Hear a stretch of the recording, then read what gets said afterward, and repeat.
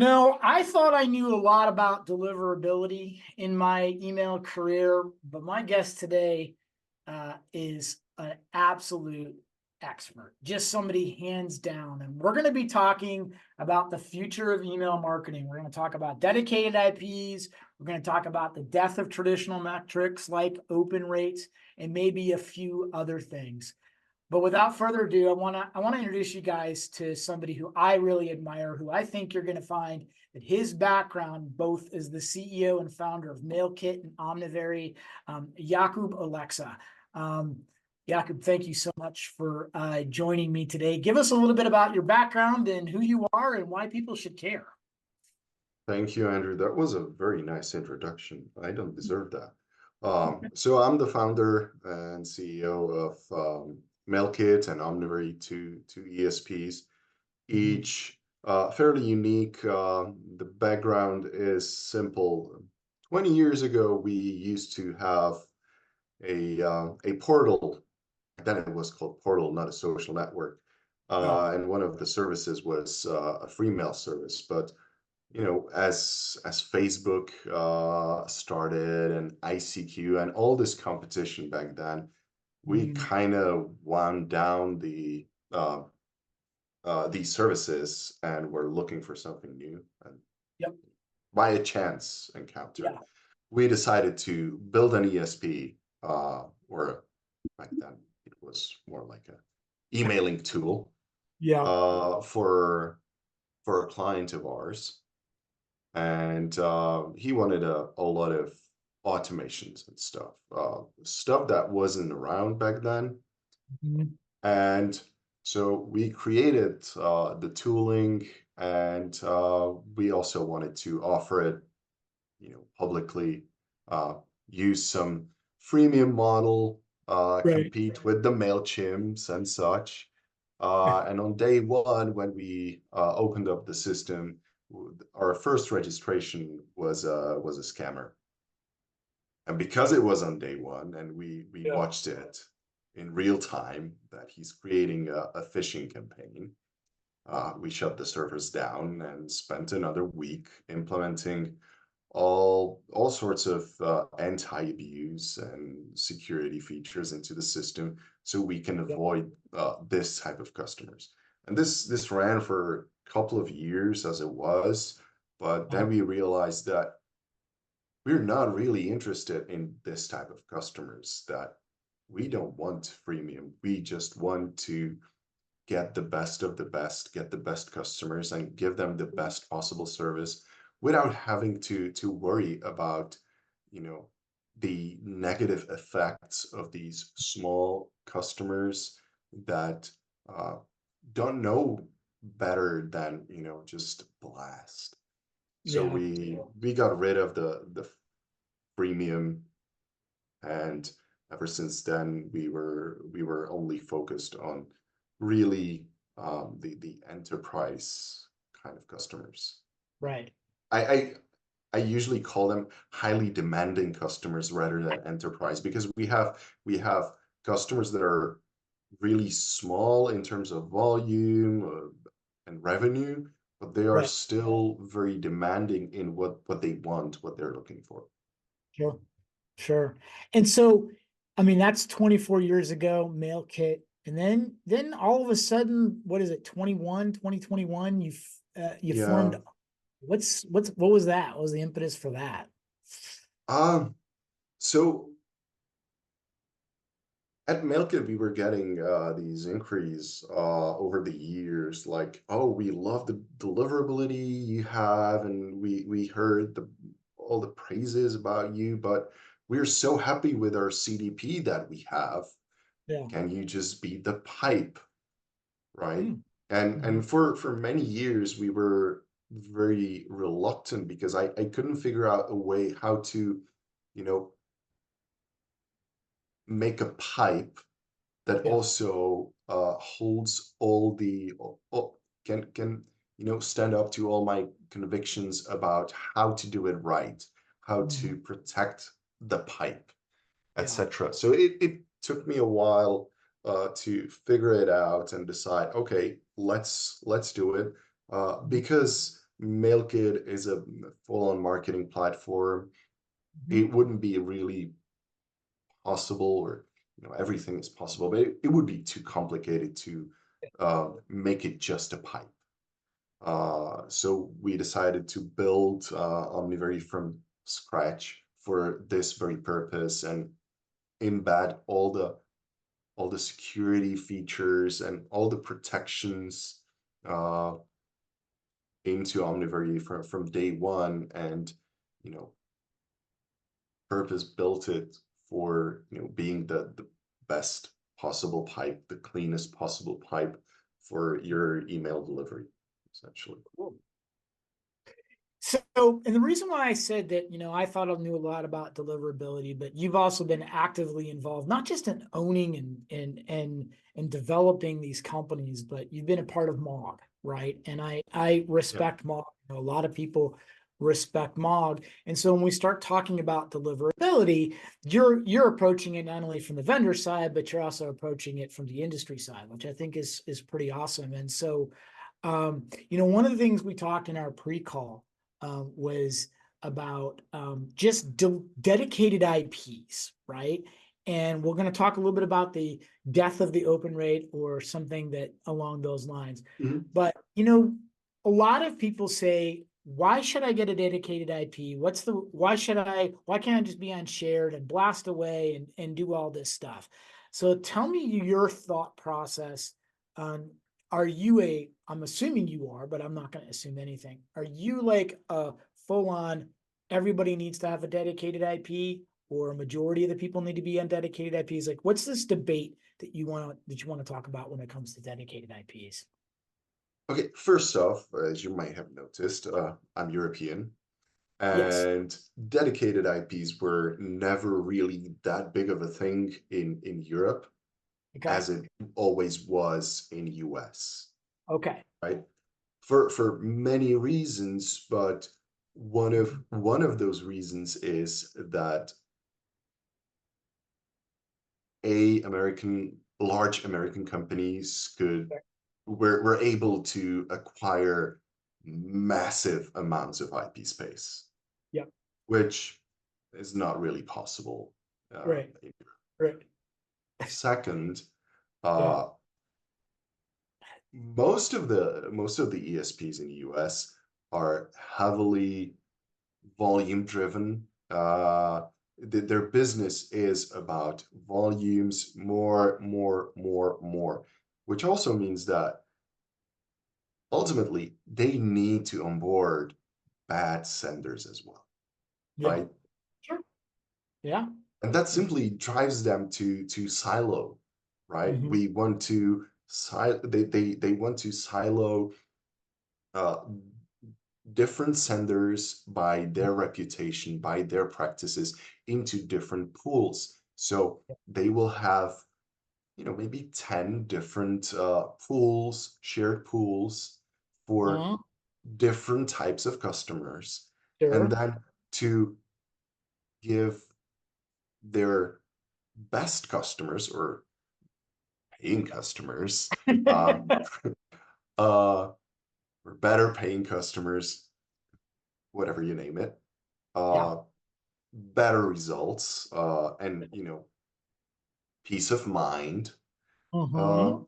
they Mm-hmm. will offer dedicated IPs, Mm-hmm. right? Now, Mm-hmm. our approach was always different. We didn't have, tens of thousands of IPs.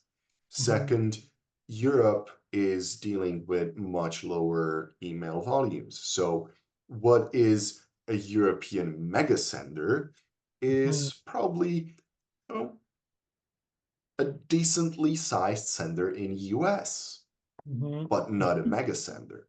Right. So Right. most of the customers Mm-hmm. wouldn't wouldn't even be able to warm up a dedicated IP. Okay. Yet at the same time, in their peaks, they would Mm-hmm. need more than just one. They would probably need two, four IPs just to be able to deliver at the pace that they expect. Now, if you cannot warm up one IP, Yeah. How are you going to warm up 4 IPs, you Yep. know, with with a low volume? So the Right. approach in Europe always had to be different for this reason. Okay. And Okay. our approach has always been like, why would we want to spend all that time and effort on, siloing and, trying to keep a good enough reputation when Yeah. we can simply get rid of all the bad senders, focus on the good ones only, Right. and keep a perfect reputation, Right. right? So Right. we spent a lot of effort in protecting our network, and Hmm. it's people always forget that it's not about a single IP. It's about the whole neighborhood, right? Yep. So if you have dedicated IP, which is part of, someone's network, and your Right. neighbors are bad, Right. you're in a bad neighborhood. Right. Oh yeah. Um, I But get mailbox nervous. providers know the neighborhoods, Right.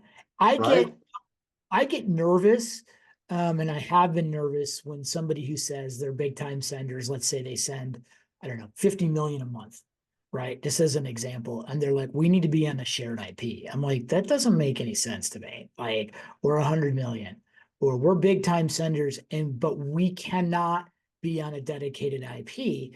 I mean, that just raises the red flag altogether, right? Yeah. No matter what.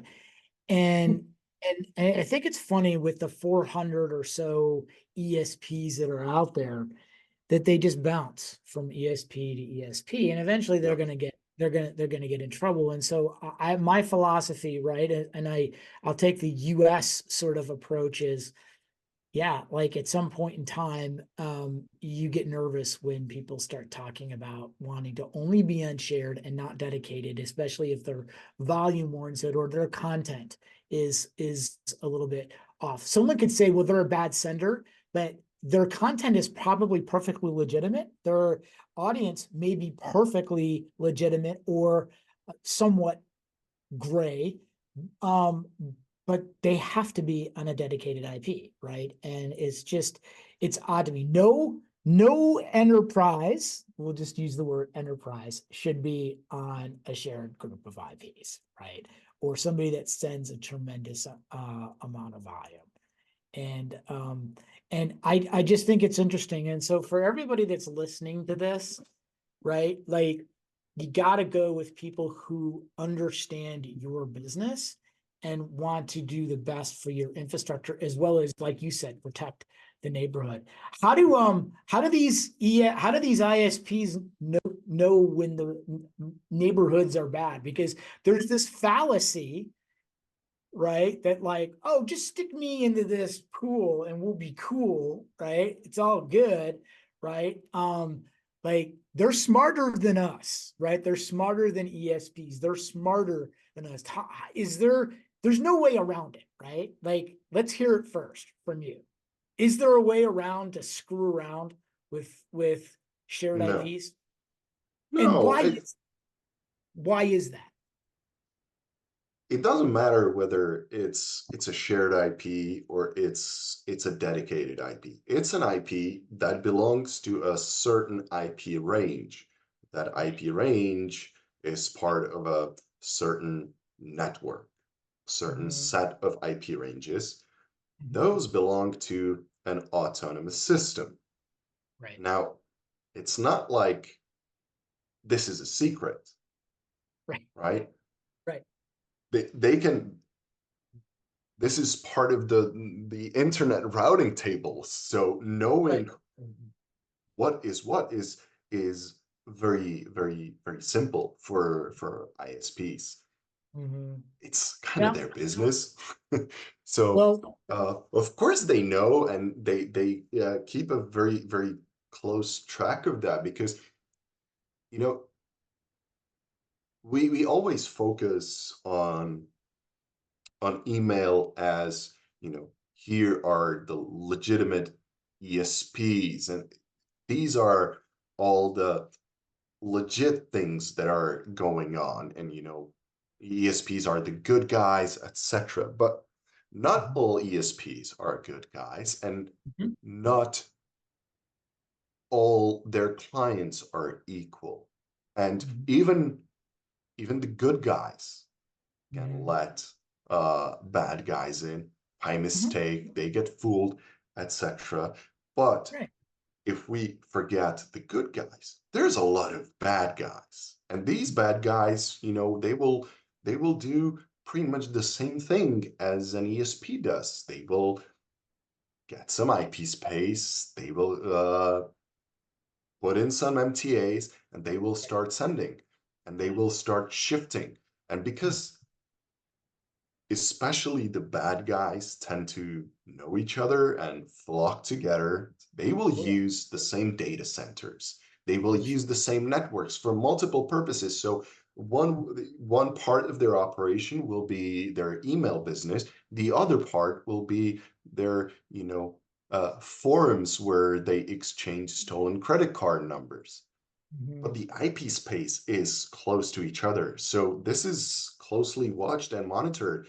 And if if there are bad senders, that reputation of Mhm.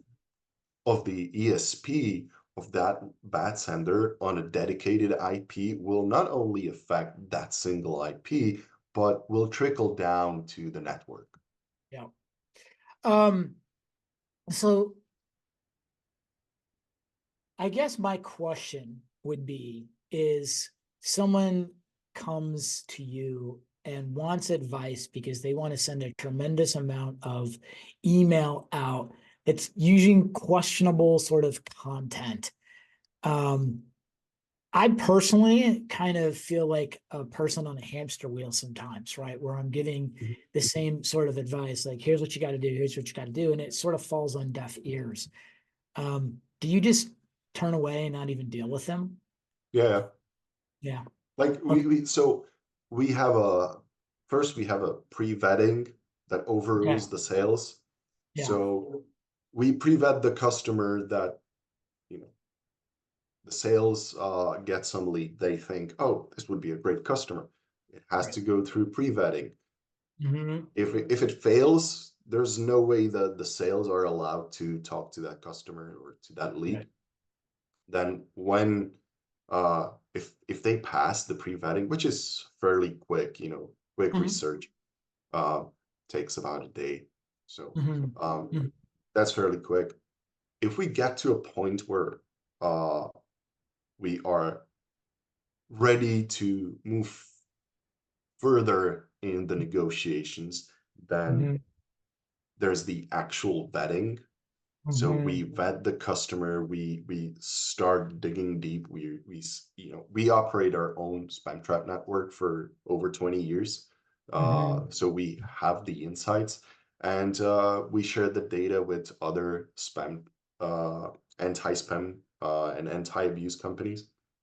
So Hmm. we also get access to uh, information from them, Hmm. and we can do vetting, of customers where we maybe don't have sufficient Hmm. insight because, while Hmm. our spam threat network is mostly focused on Europe, we don't Hmm. have that much insight into US senders and Hmm. um, US brands and domains. So we Hmm. will ask for information, Hmm. and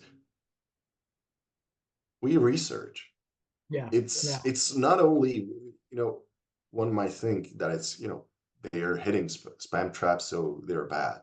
Well, it's Hmm. not just that. Everybody hits a spam trap sooner or Right. later. Everybody does. There it is. Yeah. It's the cycle, it's the frequency, it's what type of trap. But Hmm.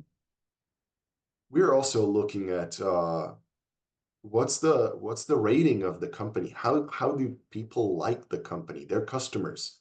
What's Hmm. their opinion about these merchants, right? Hmm. Are they happy with their purchases or not? And Um, that paints a big picture. is there, and I'm gonna put you on the spot, and then I want to jump into open rates. Is Mhm. there a company that you feel that does it one as close to perfect or near as perfect as possible, that it would just be a dream for you to work with, or and again, I don't want to put you on the spot. If you don't want to name a company, that's great. But is there somebody that does it really, really, really, really well? Well, a couple of our customers do. Okay. They do really an outstanding job, and we've been really lucky that Mhm. by having a close relationship with our customers, we were able over the years to convince them, about some very unpopular things like, yeah, start wiping your list, Yeah. Yeah. right? Which is a hard sell for the management, but Mm-hmm. a couple of our customers are really, really good. Mm-hmm. Uh, but I tend not to. I don't track much of newsletters or anything. All I'm right. trying to stay away from newsletters because I already get so much emails Yeah. in my inbox that Yeah. having more newsletters on top of it would be difficult. But Yeah. yeah,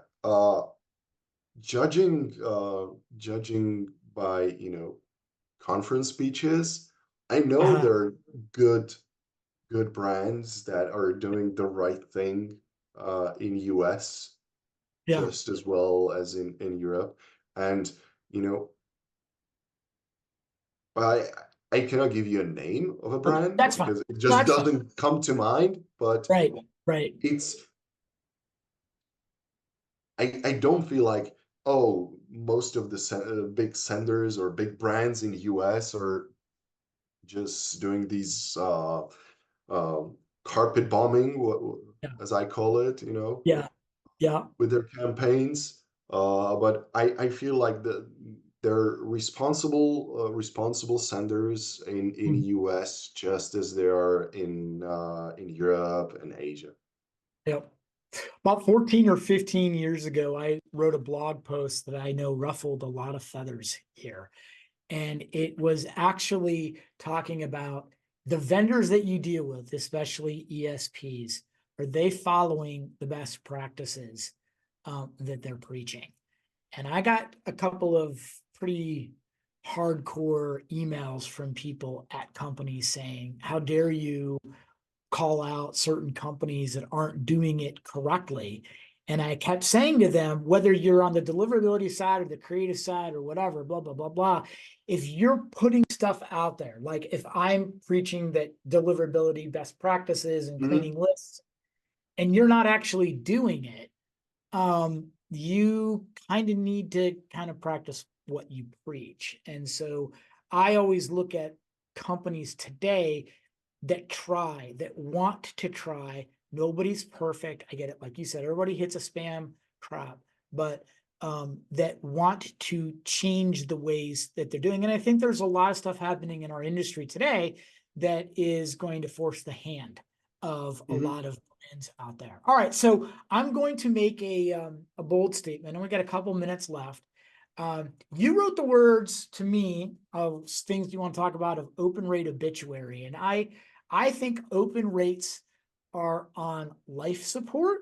I think they serve somewhat of a purpose, if anything, just to peacock and show everybody how great your open rates are. But in essence, it's not something that I would hang my hat on or be proud of.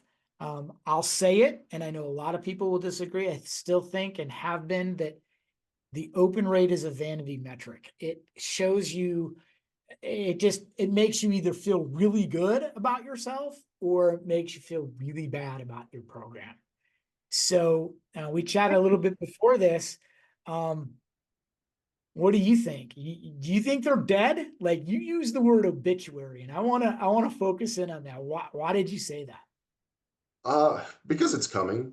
Yeah, It's been coming for a long time, but the one major reason is that people who trust open rates are flying blind. yeah, Yeah. right? Because, for the past 2 years, ever since Apple MPP started, the Mhm. amount of bot opens, Mhm. non-human interactions with email, Mhm. uh, went through the roof. And I'm Yeah. and I'm looking at our European numbers, and Apple product adoption here in Europe is much lower than it is in US. Mhm. 50% of all the opens come from Apple MPP. So I figure in US it must be what, 70, 75? Somewhere in that vicinity is what we're seeing too. So if you're a marketeer and you're looking and showing your managers that your open rate skyrocketed and now your open rates are at 40%, what you're telling them is Yeah. we were successful, Yeah. but the fact is that your open Mhm. rates are, you know, 1/4 of that. Yeah. So you're Right. at 10%, which Right. is Right. really bad. Yeah. That's not a result you should be proud of. Right. The other problem is Yeah. that ESPs, while the people that are involved with deliverability would very much like to do the right thing and filter this data out, Yeah. the it goes against the sales teams, right? Absolutely. So the Yeah. ESPs are not filtering this data out, and they're not Yeah. telling their customers, oh, by the way, your open rates are at 10%, right? Uh, And the remaining 30 percentage points you're seeing, Yeah. that's actually not bots. That's not something that we can prove Yeah. that a human did, right? I, So go ahead. Keep going for a second because you're in a situation where the ESPs are having a tough choice to make. Do yeah. we tell the truth? Yeah. Do we maybe make our customers angry, Yeah. lose a Yeah. customer because suddenly their numbers are down, and marketeers are not being properly openly told, do not trust this metric, Yeah. Yeah. right? Yeah. Not to mention, the click rates, again, there are non-human interactions done by anti-spam Yeah. filters that will follow the links, click them to see whether this is a phishing attack or anything. Yeah. Again, that will affect your click rates. I, I can't even tell how many years ago it was, but I was on a group of people. I think it was with the Email Experience Council, where we were all trying to get all the ESPs to agree upon how do we calculate certain rates in email. Mhm. It's called the same project. We couldn't even get but like 5 or 7 ESPs to agree upon how an open rate was calculated versus a unique click through versus a total click through rate. Here's where I'm going with this. What if all of a sudden every single ESP on the planet got together and agreed that said, we're not going to show on our dashboard open rate? The only way to get it is to run a report, export it into your BI tool or into Excel. Do you know it would be like pandemonium, craziness would happen in this industry if every ESP got together and did that? Because I think we're all, I wouldn't use the word lying to ourselves. I think we're all kidding ourselves as marketers, as people that are in this industry, for us to hold on to the thought and the process that open rate is still a long-term metric that's going to be around 5 to 7 years from now, and that you as Mr. or Mrs. Client or large company should leverage. And I'll end it on this. I'll say the last time I checked, open rates do not keep the lights on in your company. The last time I checked, reporting that you had a 37.64% open rate in January versus February is going to get you a raise, is going to get you more budget to do cooler things, is going to get you things that actually make a difference in your email program, which is why I'll use the word open rates are on life support until people can't end their addiction with the use of open rates in their program for decision-making purposes. I don't think you should make major decisions as a result of that. I think there are I plenty of metrics to do I that. think it's not just open rates, marketers need to reevaluate how they measure online channels in general, because a lot of them depend on multiple sources, Mhm. and they look at what Facebook is telling them about their conversion rates Mhm. and revenues that they attribute to themselves. TikTok will do, email will do, SMS will do. Every single channel will give them their perspective. That Yep. attribution is always incorrect. If you add up all these numbers, you get Yeah. to 3 times the revenue than you actually had. Right. But Right. if you're a marketer and you're running multi-channel, you need to forget about open rates, about click rates. The only way Mhm. this works is looking at your actual revenues Mhm. and attributing it yourself through Yep. um, your own Yep. methods, Right. not trusting others to tell you, well, we made you this much money. Mhm. No, it's you have to set up your own way of measuring this attribution so you can go and say, Mhm. this channel brings me this much revenue. This Right. customer came from this channel and I Yeah. made money here, because that is what actually keeps the lights on, Absolutely. feeds your All right. kids, etc.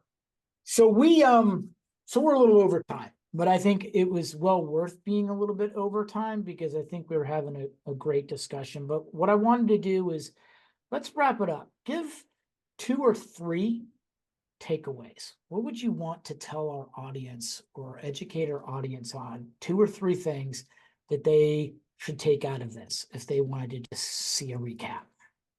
What would you say? Don't focus on shared or dedicated IP. Mm-hmm. Do your research. It's the reputation of the whole network. Mm-hmm. And it's not one thing that affects that. It's not Mm-hmm. one IP, it's not 10 Mm-hmm. IPs. It's the whole network. When Okay. you make your choice wisely and pick pick an pick an ESP, Mm-hmm. it you have to think, am I doing it for the right reasons? Mm-hmm. Mm-hmm. Am I ready to stick with this Mm-hmm. ESP for 5 years, or am I going into this for 1 year? Because that will affect everything. Yeah. If you're going in for a short haul, you will not set up the metrics properly. Uh, Mm-hmm. you will not care about open rates essentially and the revenues. And that's what you should care about, the revenues. Revenue for sure. My 2 key takeaways are pretty simple. There are no shortcuts anymore. 20 years ago, maybe there was some shortcuts. 20 years ago, ISPs allowed a lot more email through. They're getting smarter. They're smarter than all of you. And there's no shortcut. I think any ESP or any vendor or any agency or any whoever, a consultant out there that goes, hey, I can get you 99.995 delivery to the inbox is lying to you. Of course, They're because lying. there's no way And to measure it. there is no way to measure it. They're lying. Call them on it, right? Partly because they want the sale, not necessarily not necessarily a partnership. And the second key takeaway is I think open rates have their place, but they're slowly gaining out. If you're a new marketer, find and forge a new path. If you're an old marketer like me, right? Change the narrative around what you are measuring. Come up with your own measurement. Doesn't need to be always industry standard, but come through to say, how am I, me, organizational person that leads an email program or an omni-channel program, how am I going to change that conversation to talk about stuff that's meaningful to my program and meaningful to the revenue or engagement for my program? And so with that, again, I thank everybody that has hung out here. Jakub, Alexa, you've been phenomenal. You always have been phenomenal. We are going to put all of your deets, all of the details where they can get a hold of you on LinkedIn, links to your companies, stuff that they could ask you questions. If you're not a part of MOG, I certainly encourage you to become at least an active participant. Look up Jakub. Thank you so much for your time today. I really appreciate it. Your knowledge is amazing. And I wanted to thank you for Thank you, Andrew. email. Thank you for having me. You're more than welcome. Until next time, everybody, change the narrative, but keep on emailing. Thank you.